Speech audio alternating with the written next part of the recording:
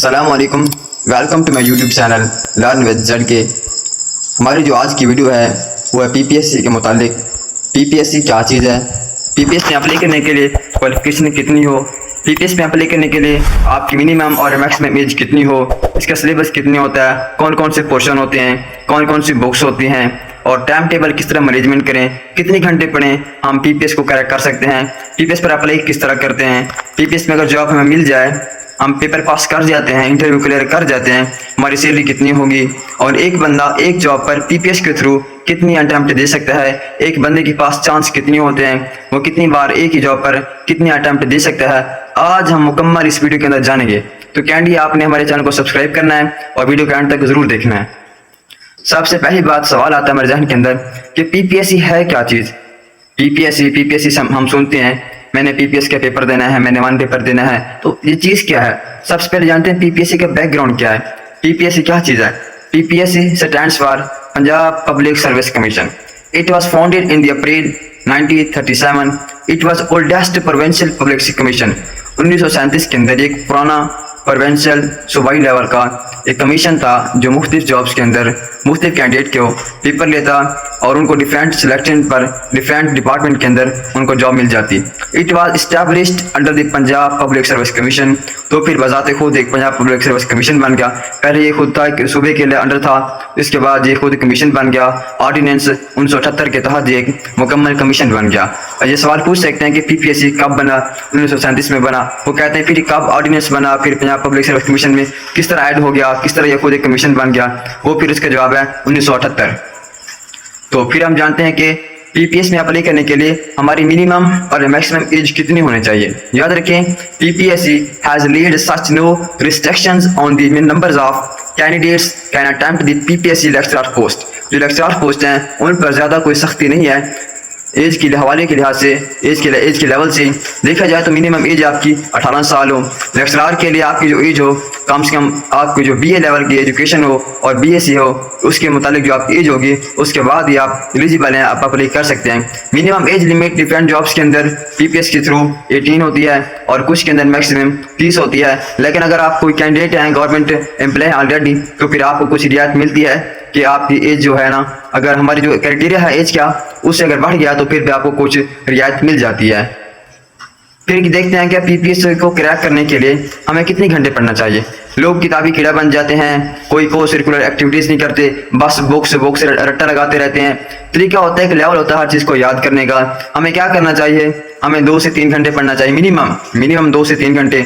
ऊपर आप जितनी पढ़ लो आपकी मर्जी है। कंप्रीहेंसिव स्टडी करें, 1 पेपर एमसीक्यूज बेस्ड बुक्स पर डिपेंड ना करें, कंप्रीहेंसिव स्टडी करें। मतलब हमारे पास जो एक टॉपिक है हिस्ट्री का, मतलब हमारा एक टॉपिक है मोहम्मद बिन कासिम, हमने मोहम्मद बिन कासिम को मुकम्मल देखना है। उसकी हिस्ट्री लेने, उसका नाम क्या था, कहाँ पैदा हुआ, कब बरसगीर पाक हिंद में आया, उसके साथ कौन कौन था, उसकी एज कितनी थी, उसने कितने फतुहात की, ठीक है, उसकी डेथ कब हुई, कैसे हुई, वो कैसे वापस गया, ठीक है, राजदहर कौन था। इस लिहाज से इससे लिंक के जितने भी सवाल होंगे ना वो हमने सारे थ्रू आउट स्टडी करने होता है। ठीक है, हम फैक्ट्स जानते हैं, जाने के ये चीज़ क्या है, इसका पस मंजर क्या है, इसके मुस्तकबिल में क्या क्या नतीजे होंगे, इसका करंट क्या सिचुएशन है, इसका पास्ट क्या सिचुएशन है, हम ये सब कुछ देखना होता है। इस लेवल से हमें तैयारी करनी होती है, हमें अपने नोट्स बनाने चाहिए। ठीक है, आप वाइट पेपर्स लें, ठीक है, और ब्लू बॉल पेन लें, मार्कर यूज़ करें, स्टेपल यूज़ करें और पेपर पर जिस पर लिखे उन्हें तरतीब से अरेंज करें, स्टेपल करते जाइए, आपके नोट्स बनते जाएंगे। इसका फ़ायदा ये होगा ना, जब आप तैयारी कर लेंगे, जब आपका पेपर का टाइम पास होगा ना, करीब होगा ना,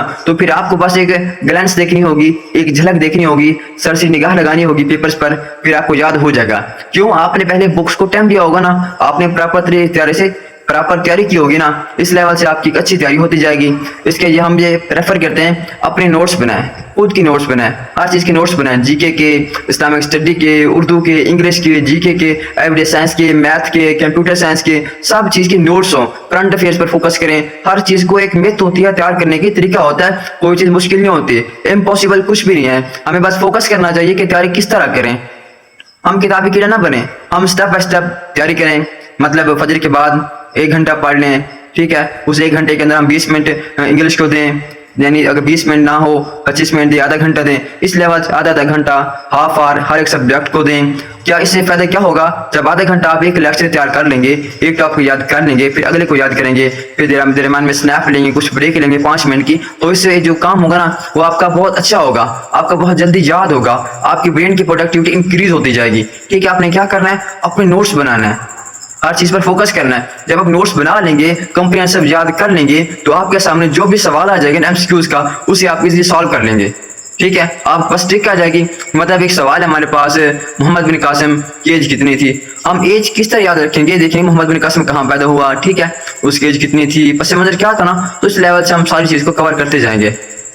उसके बाद है पीपीएससी को क्लियर करने के लिए हमारे पास करंट अफेयर्स को समझने के लिए न्यूज़पेपर जरूरी होता है। वैसे न्यूज़पेपर बहुत इंपॉर्टेंट होता है हम सब के लिए, क्योंकि ये हमें करंट अफेयर्स, इंटरनेशनल इश्यूज और नेशनल इश्यूज और डिफरेंट किस्म के कॉलम्स, एडिटोरियल्स को पढ़ने के लिए, करंट अफेयर को समझने के लिए, डिफरेंट पर्सनैलिटीज को देखने के लिए, और हर किस्म के लेवल से न्यूज़पेपर बहुत इंपॉर्टेंट होता है। उसमें जो पीपीएससी को पास करने के लिए एक हमारे पास न्यूज़पेपर होता है, वह ट्रिब्यून डेली।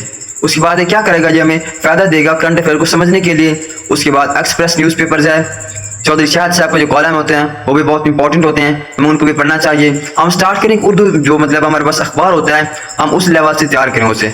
उसके मतलब जो मेन सुर्खियाँ होती हैं, हेडिंग्स होती हैं, वो देखें। उसमें डिफरेंट हमारी जो गवर्नमेंट, उसके बारे में डिफरेंट जो उनके मिनिस्टर्स होते हैं उनको देखें। इस लेवल से आपकी जो करंट कैबिनेट होगी आपकी गवर्नमेंट की, इस लेवल से आपको याद होता जाएगा कि किस महकमे का, किस फील्ड का कौन सा मतलब मिनिस्टर है कि, ठीक है। इस लेवल से हमारी तैयारी अच्छी होती जाएगी, जिसमें हमारे करंट अफेयर्स भी फायदा देंगे। और हर पेपर के अंदर 2 से 3 सवाल होते हैं करंट अफेयर्स के, इस लिहाज से हमारी अच्छी तैयारी होती जाएगी। तो न्यूज़पेपर भी पढ़ने चाहिए हमें, इससे हमारा बहुत फायदा होता है। हमारी जो रीडिंग स्किल्स होती हैं वो भी इंप्रूव होती हैं, कम्युनिकेशन स्किल्स भी इंप्रूव होती हैं। ठीक है, हमारे इमला दुरुस्त होता है, हमारी जो कम्युनिकेशन है ना वो फ्लुएंटली मतलब हम स्पीक कर सकेंगे। इस लिहाज से भी न्यूज़पेपर बहुत इंपॉर्टेंट होते हैं। उसके बाद हमारे पास अगर बंदा पीपीएससी का एक लेक्चरर लग जाता है, एक 17 स्केयर का टीचर बन जाता है, लेक्चरर बन जाता है, तो उसकी जो स्टार्टिंग तनख्वाह होगी ना वो 47 की और 600 होगी पर मंथ। उसकी जो सैलरी होगी वो 47,600 पर मंथ होगी। उसके बाद एलिजिबल फॉर पीपीएस देखते हैं, पीपीएस के लिए एलिजिबल कौन होता है। मैंने पहले भी स्टार्ट में कह दिया, मिनिमम एज पीपीएस के लिए 18 साल, मैक्सिमम 30 साल होती है। और उन कुछ हजरात को रियायत होती है जो बंदे ऑलरेडी किसी गवर्नमेंट डिपार्टमेंट में काम कर रहे हैं, उनको कुछ रियायत होती है एज की। तो हमारे पास क्या कहते हैं, bachelor degree from recognised university और इंस्टीट्यूट। हमारे पास एक मुकम्मल प्रूफ सर्टिफिकेटेड हमारे पास बैचलर की डिग्री हो। बैचलर में कौन कौन सी चीज़ शामिल है? उसमें बीए हो गई, बीएससी होगी, बीएस होगी, एमफिल होगी, ईटीसी होगी। हम बीए वाले अप्लाई कर सकते हैं, कुछ जॉब्स आती हैं, बीएससी वाले अप्लाई कर सकते हैं, बीएस वाले, एमफिल वाले भी अप्लाई कर सकते हैं। उसके बाद हमारे पास नंबर कितने होते हैं पीपीएस के लिए? वन पेपर के लिए जो मुकम्मल नंबर होते हैं हमारे पास होते हैं 100 नंबर होते हैं। जो हमें टाइम मिलता है उस अटेम्प्ट करने के लिए, हल करने के लिए, वो 90 मिनट होता है। कैंडिडेट आधे घंटे से पहले सेंटर नहीं छोड़ सकता। जब आप हाफ टाइम गुजार लेंगे ना इसके अंदर, इंस्टीट्यूट के अंदर, सेंटर के अंदर, एग्जामिनेशन हॉल के अंदर, उसके बाद ही आपको बाहर आने दिया जाएगा।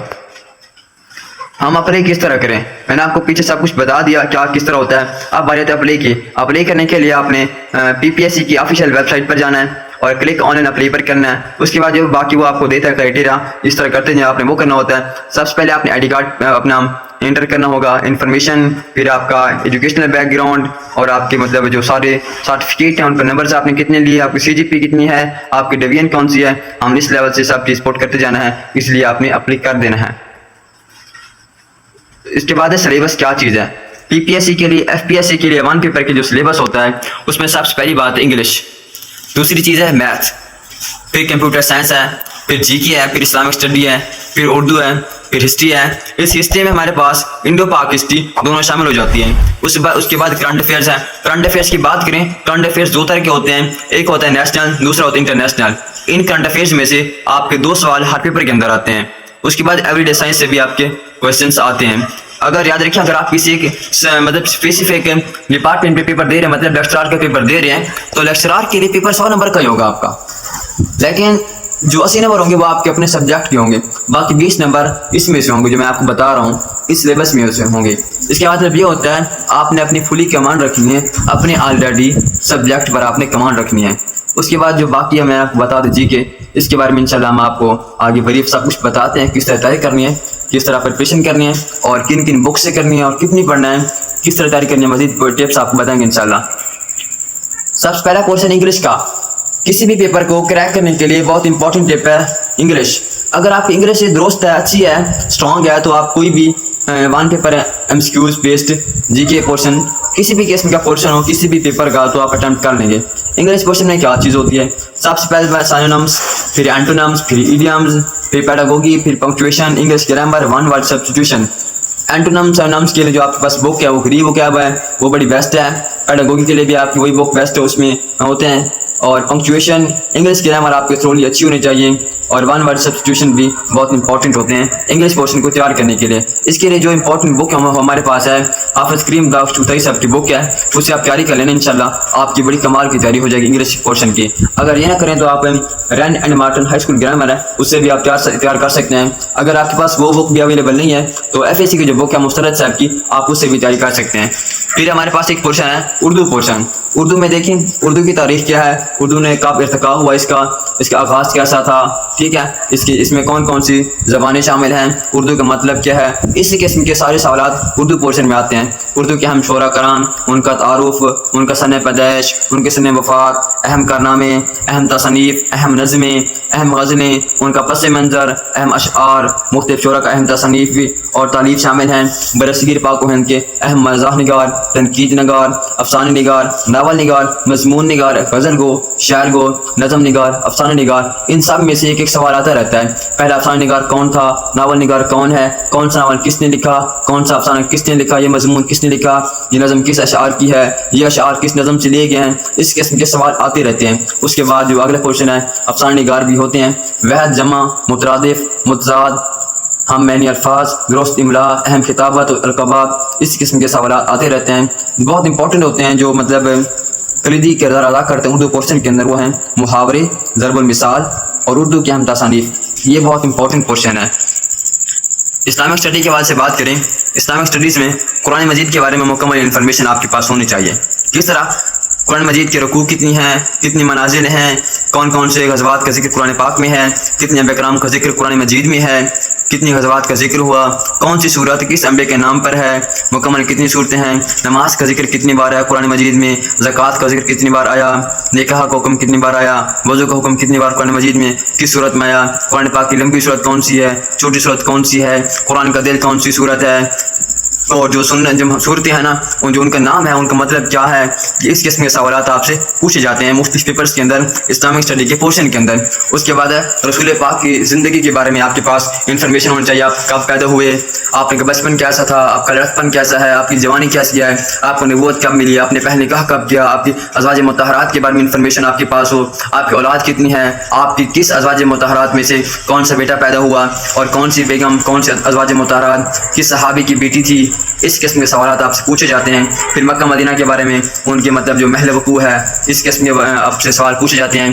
कितनी डिफरेंस है, कितनी फासला है, कौन से अहम मकामात हैं, कौन से अहम मसाजिद हैं, कौन से अहम तारीखी मकाम है मक्का मदीना के अंदर, इस किस्म के सवाल आपसे पूछे जाते हैं। उसके बाद है जो पिलर्स ऑफ इस्लाम है, उनमें सबसे इंपॉर्टेंट है नमाज। नमाज कब फ़र्ज़ हुई, नमाज के रकू किसे कहते हैं, कौमा जलसा, नमाज कब फ़र्ज़ हुई, नमाज में पढ़ने का तरीका, पहली नमाज कब फ़र्ज़ हुई, नमाज किस मौके पर फ़र्ज़ हुई, पहली नमाज आपने कौन सी पढ़ाई, रसूल पाक ने इस किस्म के जो सवाल हैं वो पूछे जाते हैं आपसे।